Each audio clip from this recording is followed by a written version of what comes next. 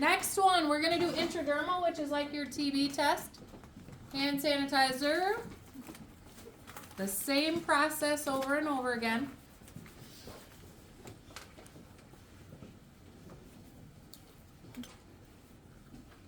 Clean off my vial. The normal order for TB is 0.1 ml, so that's what we're going to draw up. TB is done in this little tiny needle. It's got typically a brown cap, but it will also say 1 ml tuberculin safety syringe with needle. This is a 28 gauge, 1/2 inch needle. Again, like the insulin syringe and needle, the needle bends very easy, so you have to be very careful.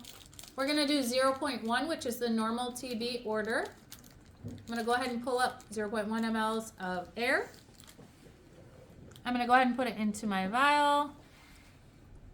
Push my air in and then bend it over. Pull back and hold down. Push up to the 0.1.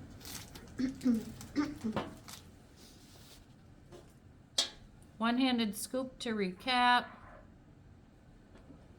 Okay, then I would go into my room, introduce myself, verify patient's name and date of birth. The biggest one with the TB is that you're educating them about follow-up after the TB test, which is that they need to come back to the office in 48 to 72 hours to have it read. If they don't have it read, the test is invalid, okay? And so educating them about that and making sure that they can comply with those instructions before you inject it is key, because if you inject it and then say, we'll see you back in 48 to 72 hours, and they're like, what? I can't come back, I'm leaving out of town. That would make it so you just injected them for no reason, basically. So, remember, site for intradermal is, main one? Forearm. How many finger widths away from the? Two. And how much away from the wrist? Palm width, right? Okay. I'm going to get my gloves. I washed my hands already. I verified their name, date of birth, allergies, that they can come back. They already have their appointment. So, when we're doing intradermal, what angle do we go at? Parallel. Just about parallel, yep, with their skin. So that would mean like the syringe is flat. Just about, yep. And which way does the bevel go?